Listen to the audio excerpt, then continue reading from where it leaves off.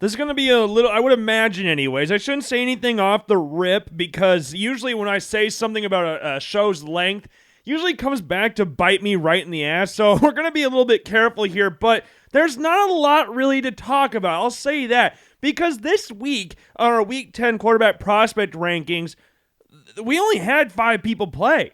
We had 5 people play. 5 people on bye weeks this week. Like you look at the 4 of the top 6 quarterbacks from last week's rankings had a bye. Shedeur Sanders had a bye.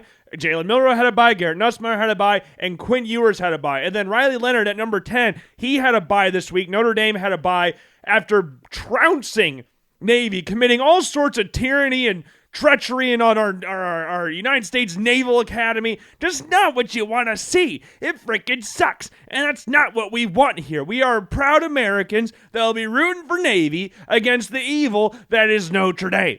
Even though, that being said, I do like Riley Leonard. So no offense to Riley Leonard, because he played for Duke, and that made me like Duke for a little bit. But I started to figure out, given my own personal experiences, that people view Duke football a whole hell of a lot differently than they do Duke basketball. And I shouldn't sit here and say people, because I am people. I view Duke football. I feel like kind of bad for Duke football. Sometimes I forget Duke football is even a thing. Like they were 6-2 a couple weeks ago against Florida State.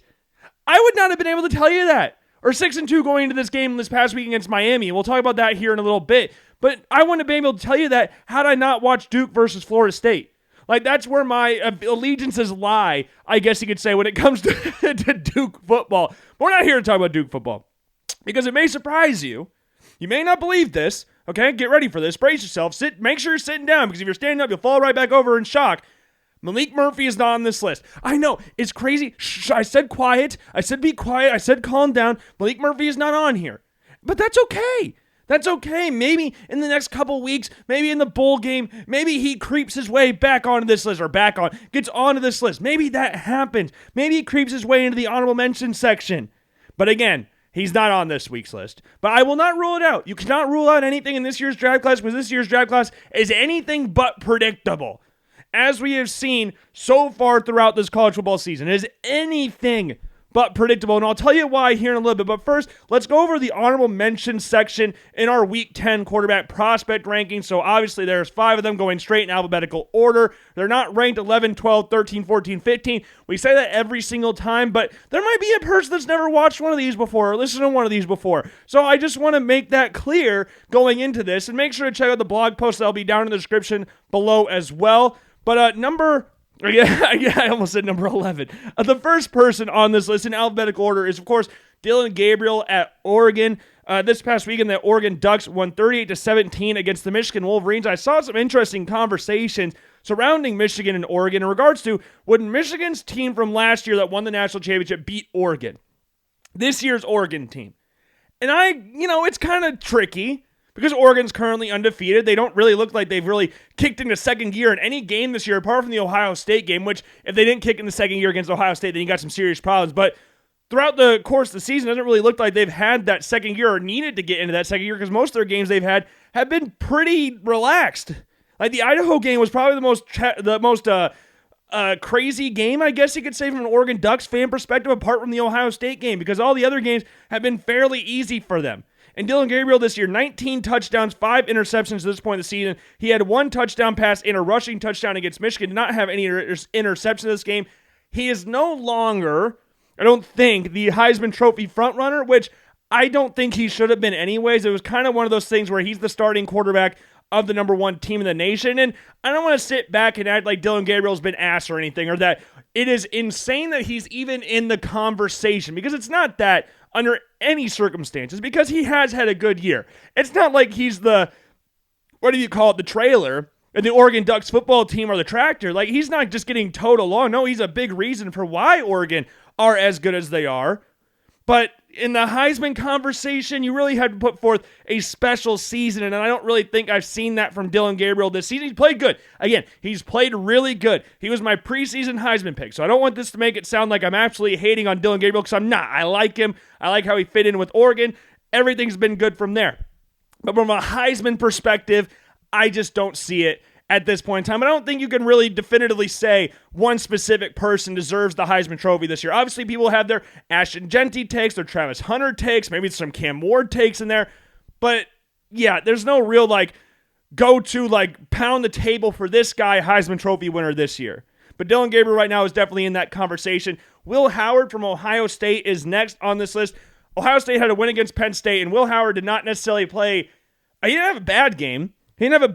I mean, 2 touchdowns, 182 yards passing, also had 24 yards on the ground as well in a 20-13 win. But he was responsible for, I guess, a touchdown going to Penn State and a touchdown coming off the board for Ohio State. Because remember, he threw a pick 6 on, I think, the 3rd play of the game for Ohio State, and then he was trying to get into the end zone and fumbled it out of the back of it right before he crossed the goal line, so it was a touchback for Penn State. He did not have a great game by any stretch of the imagination, but these are 2 solid defenses, a very highly anticipated game, and this was just a game of kind of missed chances for both sides of the ball. If each team capitalized on their opportunities in full, then maybe we could have had a different result. Maybe Penn State would have won the game, but we'll obviously talk about Penn State here in a little bit. But Will Howard has 19 touchdowns and 5 interceptions this year, which is actually joint with Dillon Gabriel. He has about 700 less passing yards than Gabriel at this point in the season, but he also has more rushing touchdowns, rushing yards, with 1 less rushing touchdown. So interesting conversation there. I do think Will Howard, from a draft perspective, is better than Gabriel, but I think Gabriel from a Heisman perspective is better, and a college perspective is better than Will Howard. If that makes sense. If it doesn't, I'm sorry, but work with me here. Next on this list, we got Cade Klubnik. Clemson is coming off a 21-33 loss to Louisville. Not really surprising, because my dad was actually asking me the other day, how good is Clemson? And I really couldn't sit there and tell him definitively how good the Tigers are, because yes, they had 1 loss this season. It was to Georgia in week 1. But other than that, they hadn't really played that great. Cade Klubnik, though, he's had a very solid year. I'll give him his flowers. I mean, 21 touchdowns, 3 interceptions at this point in the season. Also has 270 rushing yards with 4 touchdowns there. In this game against Louisville, 33 for 56. 56 is a lot of times to throw the football. And the fact he didn't get 300 yards passing is kind of upsetting. If you throw the ball 56 times, I kind of expect you to get 300 yards. But he had 1 touchdown in the game as well in the loss. Next person on this list, speaking of throwing the ball 60 freaking times as he did last week against Pitt, Kyle McCord, 24 for 35, 280 yards, 2 touchdowns, only 1 interception this week. So the interceptions and touchdowns are down.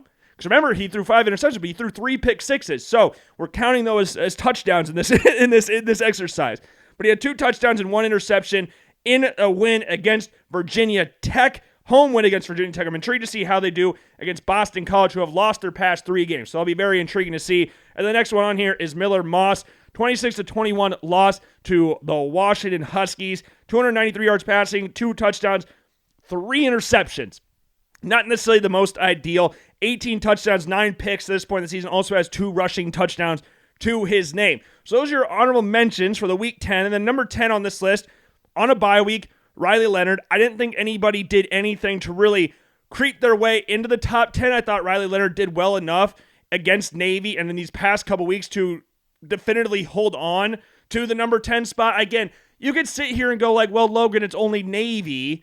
And then there'd be other people that go, well, they did beat the number 24 team in the country at the time, but Navy was just vastly overmatched. But I thought Riley Leonard played well. I did think he put together a very good game. In these past few weeks, since the Northern Illinois game or since the Purdue game, I can't remember which one exactly, but ever since week 2 or 3, he's been playing really, really well. And I liked Riley Leonard last year at Duke, so I've got a little soft spot for him as well. I think he's an absolute dog, and I just want to see him continue to grow as a passer. As a runner, we know what he is. Riley Leonard is one of the more athletic quarterbacks in this draft class. Very physical runner, kind of jukes like Josh Allen in a sense. If you don't know what I'm saying, what I mean by that is that it's really bumbly. It doesn't really look that effective. It looks like someone who is walking in the Walmart parking lot. That's the kind of juke they would throw on you. But it's effective because they are athletic, unlike Jim over at the Walmart parking lot. A little bit different in that aspect. But Riley Leonard comes in at number 10. Number 9 is Curtis Rourke from Indiana. First game back. Remember, he had the thumb injury or thumb infection against, he missed last week against Washington. He had the injury against Nebraska. Played a half against Nebraska. Looked really good in that game. Indiana obviously saw that game 56-7. Last week against Washington, Indiana did come out with the win. I think it was 31-17. But you could tell just how much more impressive or how much more, I don't know, they're just so much more high octane with Curtis Work back there, which makes sense when you have your starting quarterback in there who's playing at a very high level. Like Curtis Work, at the beginning of the season, like we could have sat here and told you that Curtis Work is a good quarterback. We saw him play at Ohio. He made good throws at Ohio. He made good stuff, did good things at Ohio. But if you would have sat here and said that Curtis Work transferring to Indiana would lead him to becoming one of the Heisman favorites, I say favorites, he's in the top 10 for most odds out there, some even top 5. But if you would have said that at the beginning of the year, I would have called you crazy. Like Indiana scored, 77 points week 1? No one took that seriously. And since then, Indiana has beaten every team they played by double digits. This was a game where they were down. They were down 10-0 after the first quarter. Indiana didn't really do anything on their first 2 drives of the game. And Michigan State goes and gets up 10-0, and guess what the final score was? It wasn't 10-0, try 47-10. And Kurt Signetti took to Twitter right after the game and said, well, I guess we'll know how we'll do when we're down. Every single time. I freaking love it. And with the Indiana Hoosiers this year, what I think is kind of fun is that they don't care how much they're beating you by. They're not going to change who they are. It's kind of like the Detroit Lions in the NFL, which, again, if you had told me that a decade ago the Detroit Lions would be the NFL team that are absolutely trouncing teams with no apologies, I would have called you freaking crazy. But again, this is a strange year. So Indiana just goes out there and beats the shit out of teams. They do. And they have no apologies about it. 47-10 was the freaking final. Like, they were up 40-10, and they're driving down the field with 10 minutes to go in the fourth quarter, and Curtis Rourke throws it past the end zone to make it 47-10. Like, Indiana does not care about your feelings. If you are upset after a game when they run up the score on you, guess what? There's a very simple way to get them to not run up the score on you. It's stop them. If you don't like it, put a stop to it. If you don't put a stop to it, then don't be mad at us for running up the score. Josh Allen had a line like a year or 2 ago, I believe, where he said, if you stand in front of a train, don't be mad when it hits you. That kind of thing. If you stand in front of Indiana's offense and they score 50 points on you and you bitch and moan after the game, I'm not saying Michigan State did that, at least from what I've seen. I can't sit here and go like Michigan State has been really whiny and bitchy after this win that Indiana ran up the score on them, but there's going to be teams that are like that.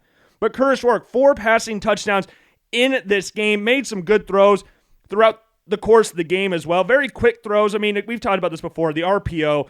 Indiana runs it as smoothly as anybody in college football. And Curtis Rourke, when he's in there, he just makes some ridiculous throws. He makes, I know people love saying this, he makes NFL-level throws. Like, there was a throw he had to Price in the middle of the field on 3rd and 7. He hit it between 2 Michigan State defenders that were closing in on each other for a nice 18-yard gain, 3rd and 7. And then you have one of his touchdowns, his first touchdown pass, I believe. He's stepping up in the pocket, making himself available, extending the play, getting his receivers to get open. And I do really like that as well, because Elijah Sarrett, who's their leading receiver this year, what I really liked about this play is that he sees Rourke is scrambling around. He needs an open receiver. Sarrett runs from the left side of the field all the way over to the right side and then cuts back inside to give Rourke an option, and Rourke hits him in the end zone. And him and Sarrett would hit up later in the game as well down the sideline, like catching Michigan State off guard with the snap and stuff like that. Yeah, it was just a very efficient game, which I guess you could say from pretty much every Curtis Rourke performance this year, apart from the game against Maryland when he had 2 interceptions, but that was mostly because he got hit a lot more than he has previously. So this game this week, Indiana plays Michigan, and it's at Bloomington. It's in Bloomington. It's at Indiana. The cheapest ticket I heard for this game, if you're just on your ones, is about $290 for an Indiana Hoosiers football ticket. Crazy. Against the defending national champion Michigan Wolverines.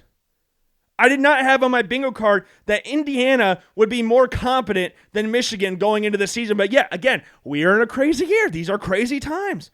Now, I will say this for Michigan's, or their benefit, I guess. Davis Warren did play all right against Oregon. I will give him that. Again, we're not really working with a whole lot here. So him playing well in a 38-17 loss at home, we'll take that. We'll take that. So hopefully you can kind of build on that, but I don't really see Indiana struggling too much in this game, and it sets up a very fun matchup against Ohio State. I believe that's in the Horseshoe. Could be wrong, but hey, I'm rooting for Indiana all the way. I'm rooting for Indiana all the way. As an Iowa fan, Indiana has not really done a whole lot to me in my lifetime, so I don't really care about what they're doing. So if they're doing well, that's cool. That is cool. I'll be rooting for them all the way, especially when they play Ohio State. Number 8 is Jackson Dart. And I know what you're sitting here and saying, Logan, Jackson Dart threw for the City of Des Moines area code and 6 touchdowns in this game. For those of you who don't know, the City of Des Moines area code is 515. So he threw for 515 yards in this game. Also had 47 yards on the ground. 31 of those on one carry, which was a pretty impressive carry. We don't really see Jackson Dart. I mean, Jackson Dart's athletic. We know that. He's one of what you would consider more of a dual threat quarterback in this draft class. But he hasn't really run the ball that much recently. In this game, on 3rd and 8, with the pocket completely collapsing around him, he just makes defenders miss. And what I think is very good from his perspective, on this play, he's running up the middle. He's got the ball in his right hand. Once he starts transitioning over to the left side, he switches it over to his left hand. So I'm sure all of his middle school coaches were thrilled watching him make that play. But a lot of these throws that he had in this game were just deep balls down the field. So I don't want to sit here okay, hold on. Hold the phone. I don't want to sit here and act like it just belittle what he did in this game. 515 yards is insanely impressive. It's been what we've been waiting from Ole Miss and Jackson Dart for the past however many weeks. Pretty much since the Georgia Southern game, we have been waiting for this type of performance from Ole Miss. I didn't necessarily think it'd be against Arkansas, but their corners are a little bit weaker than some of the other teams Ole Miss has played this year, and they attacked the shit out of that. They absolutely attacked the shit out of that. It was just an easy game, and Jordan Watkins had 5 touchdowns. 5 of Jackson Dart's 6 touchdowns went to Jordan Watkins. The first one, though, I believe it was the first one. Ole Miss was up 14-3. I can't remember if this was the first one they had or if this was the second one of the 2 that they had. But either way, this was probably Jackson Dart's best throw of the game. He fakes the handoff. He sees the receivers on an island in man coverage, throws a beautiful ball to the outside shoulder of Jordan Watkins with the defender right there. Right there. The hand is up and everything. Good coverage. But you know what the old saying is? You know what's impossible to stop? A perfect pass. And that was a perfect pass from Jackson Dart. But if you look at some of the other throws that he had throughout this game, oh, sorry, my blog post just crapped out on me. Let's get back to that because I need my notes here to make sure I'm talking about the right things. But you look at some of these other throws in this game. Like, he had 66-yard touchdowns. This one to Jordan Watkins again. Beats the corner. He has a defender in his face. He throws a perfect ball down the field. He has a nice 34-yard pass here to Caden Lee right over this outstretched arm of an Arkansas defender. Not like the most world-beating throw or anything, but, to lob it over the cornerback or the defender's hand while also being able to get enough touch on it so it doesn't go into the next defender, that's impressive. But a lot of the throws that Jackson Dart had in this game, like the touchdowns that he had, like 62 yards, 66 yards, like they were pretty open. The first one, no. The first one was very impressive. The second one or third one, I can't remember which one it was again, when the defender jumped up in his face. Like, they were good throws. Again, I don't want to make it sound like I'm just absolutely belittling what Jackson Dart did in this game. Because this game had put him back. This is what we're talking about in regards to, like, the Heisman race, and that there's no definitive answer about who's the Heisman winner or who's the front runner. Jackson Dart was firmly out of the race for the past couple weeks. This game put him right back in the top 10. I don't know if that means he's going to New York or anything, but he's definitely in the top 10 conversation. If it was up to me, I think there'd only be one quarterback going to the Heisman race, in my opinion. And we'll talk about that guy here in a little bit. But Jackson Dart, this is the type of game I like to see. 5-15. But this is what we talked about like early in the season, or what everybody usually talks about when it comes to Ole Miss quarterbacks. They're so hard to freaking scout because all the receivers are just open. Like, Jackson Dart had open receivers on open receivers. Jordan Watkins was open damn near every single time Jackson Dart dropped back to pass. But great game. Great game. Again, I'm sounding so, like, petty and bitter and stuff like that. I don't want to make it sound like that at all, because the next quarterback on this list that I'm going to say you're not going to like, because statistically, not really the same ballpark at all in regards to what they did throughout their games. Drew Aller comes in at number 7. He went 12 for 20 with 146 and an interception. He also had 31 yards on the ground. A lot of those came on Penn State's first drive of the game. Then it kind of laid some people to rest to go like, okay, his knee's not completely busted. Because remember, against Wisconsin, he sat out the entire second half with a knee injury. And that first half against Wisconsin one of the best halves he's played all season. He went 14 of 18. He had like 148 yards, had a beautiful touchdown throw to Nick Singleton in there as well. Like in one half against Wisconsin, against one of the better passing defenses in the Big Ten, he played better in that half than he did in the entire game against Ohio State. But it must be said, these are two different, completely different levels of opponents. I don't care if they went on the road to Camp Randall. Playing Ohio State is a different animal than playing Wisconsin. Well, Ohio State, we always talk about the players they have on the offensive side of the ball. Will Howard, Judkins, Henderson, Jeremiah Smith, Emeka Egbuka. Like, they've got players on players on players. They have the same level of players on the defensive side of the ball as well. They're not an easy team to break down. And Will Howard's interception was just very unfortunate because it should have been a touchdown or could have been a touchdown. Tries to hit Trey Wallace in the end zone, and it just ends up getting ripped away from Wallace's hands. And what was initially ruled as an incomplete pass ends up being an interception for Ohio State right at the end of the first half. Like, that's just a damn shame. It's a really damn shame. And it wouldn't be the first time that Penn State gets stuffed on the goal line. And yes, Aller missed the throw in the end zone on 4th down, but you can't run it up the middle when you're at the 3-yard line and you can't punch it in. They had the off the lineman going in motion, a play that they like to run quite a bit. I remember they highlighted it a lot against UCLA. They love to have that lineman come in motion and just absolutely lay the shit out of the edge rusher. But he didn't hit anybody on, I think, any of the 3 runs that Penn State had on that drive, on that last little play. Like, that they didn't hit anybody. So you run it the ball 3 times, and now you're going to throw it on 4th down, and then Ohio State just sees out the game. Like, that's just rough play calling in there. But I thought Drew Allard, though he went 12 of 20, he did have an interception in there. He only threw for 140-plus yards or something like that. But I thought he made some good plays. Like, he had a nice play. I know this play, it was nothing that was really spectacular in regards to, oh, this was a bomb down the middle of the field. He split like 5 defenders on this play. But it was a check down to Nick Singleton where Aller had to kind of maneuver around Ohio State defenders, get up to the line of scrimmage, and smartly just hit Nick Singleton to the far side of the field, who took it up all the way to the 12-yard line, getting a 19-yard gain on the play. Like, that's what you like to see. His pass to Harrison Wallace, Trey Wallace, before the interception was a beautiful throw and great catch by Trey Wallace as well. Get a one-hand catch around the Ohio State defender after initially getting held off the jump. Like, he makes some great throws in this game. Then you look a little bit later, Wallace again. This one, I believe, was in the 3rd quarter. He steps up around the defender, steps up around, moves around, shimmies around, steps up in the pocket, drills Wallace in the chest, coming across the middle for a 24-yard gain.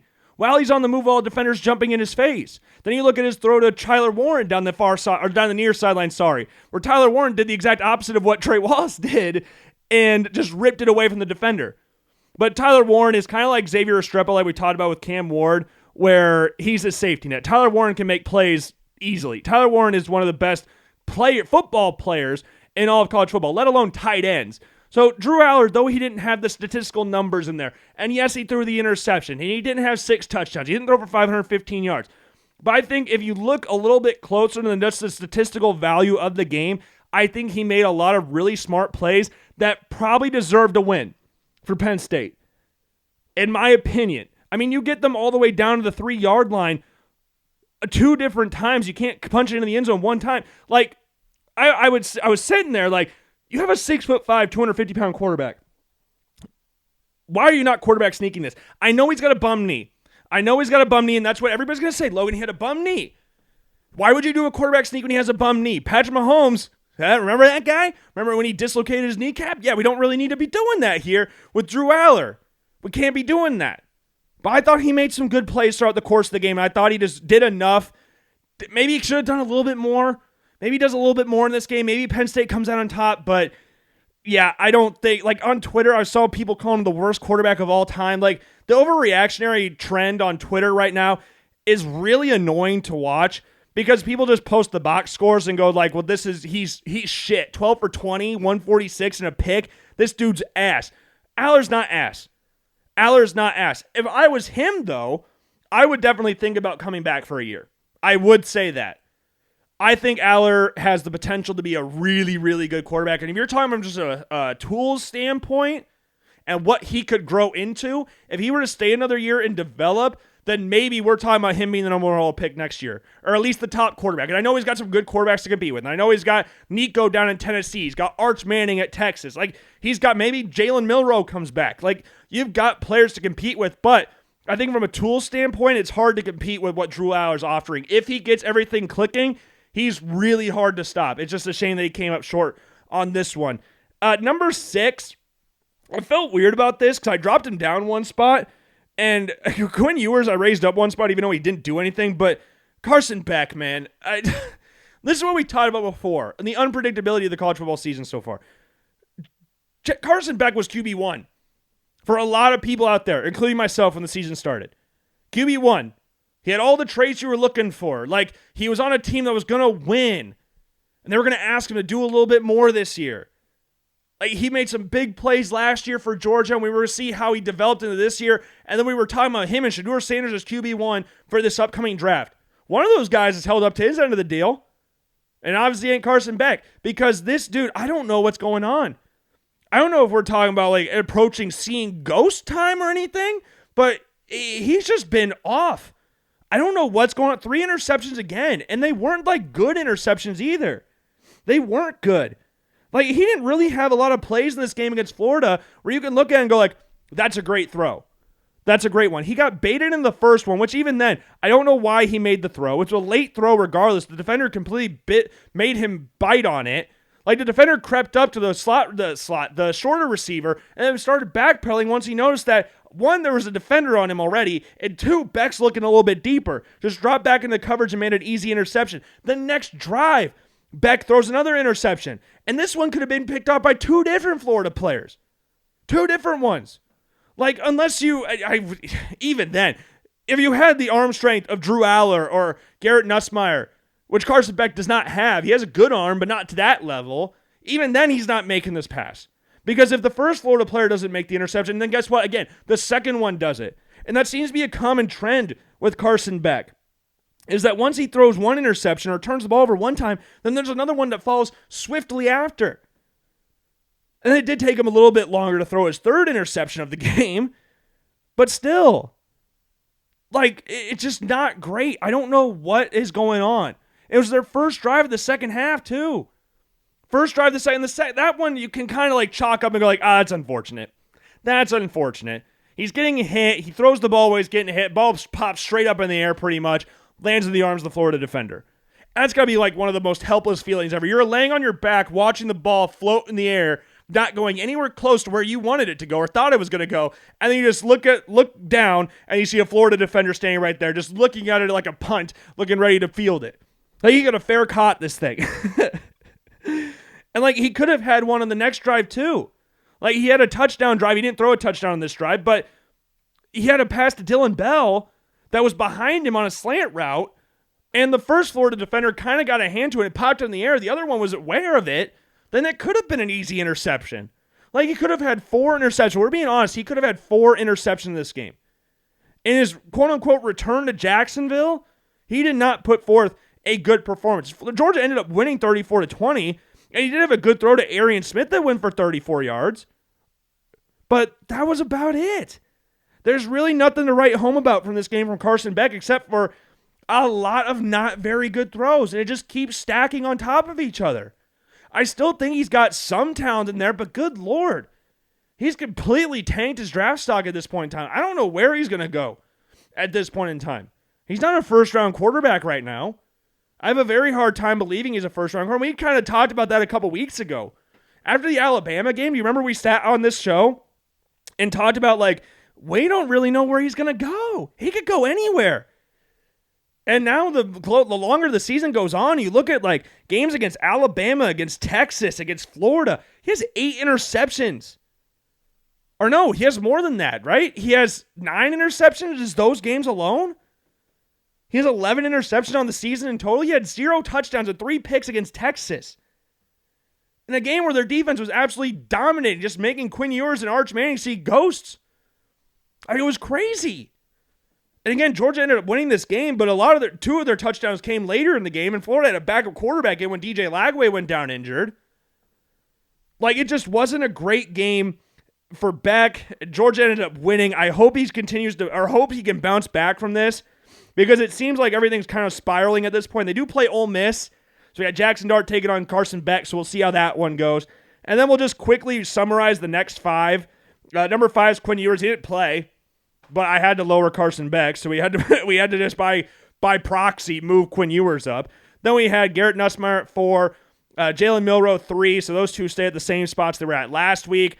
LSU Alabama's this week, so that should be really fun to watch. Number 2 is obviously Shedeur Sanders on a bye. Colorado plays Texas Tech.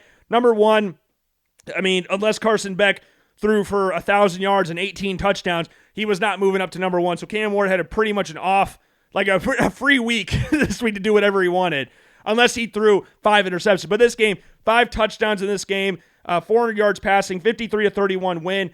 Like the Georgia game, some of these touchdowns came a little bit later. They weren't really dominating this game like the scoreline says, like, oh, they won by 20 points, they must have dominated. Not really.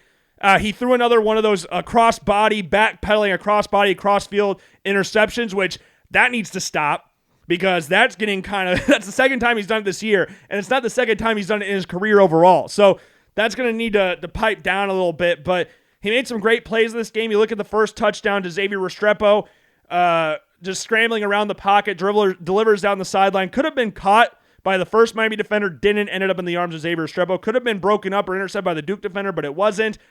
He had a very nice, I'm trying to remember who all he threw touchdowns to. I know he threw another touchdown to Xavier Restrepo, because that always happens. He had some quick slants in there. Overall, he just had very solid game. 5 touchdowns in this one, 400 yards passing, interception, not great, but 53-31 win against a fairly solid passing defense, given Duke's weirdness as an overall team. But hey, we'll take it. Good result. Good game overall from Cam Ward. He stays at number 1 this week. So quick recap of this list. Honorable mention section reads as follows. Let me get down to there. We have Dylan Gabriel, Will Howard, Cade Klubnik, Kyle McCord, and Miller Moss. And then 10 through 1 reads Riley Leonard, which let's go over the games as well, who they're playing this week. Riley Leonard and Notre Dame play Florida State. Number 9 is Curtis Work, and him and Indiana play Michigan at home. Then we got Jackson Dart at number 8 at home against the 3rd-ranked Georgia Bulldogs. Then at number 7, we got Drew Aller. They're taking on the Washington Huskies, who have the best pass defense in the Big Ten, so I'm intrigued to see how they do there. That's a night game there. Then we got Carson Beck at number 6, playing at number 16 Ole Miss. Quinn Ewers and Texas are back on this week. They're taking on Florida at home. Garrett Nussmeier is at number 4. Jalen Milroe at number 3. Alabama and LSU are playing each other. It's at LSU. 15th-ranked LSU taking on 11th-ranked Alabama. Should be fun. Colorado and Shedeur Sanders taking on Texas Tech on the road, and Cam Ward and the Miami Hurricanes are taking on the Georgia Tech Yellow Jackets.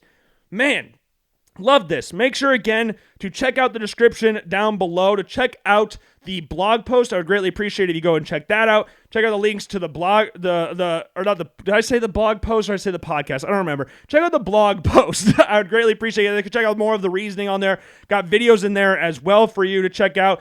So yeah, I hope you enjoyed. If you didn't, I sincerely apologize. I'll try to be better next time. And we will see you guys next week for our Week 11 quarterback prospect rankings. Sad times that the season's coming to end, but hey, draft season's getting closer and closer, ladies and gentlemen, and that's where it gets fun.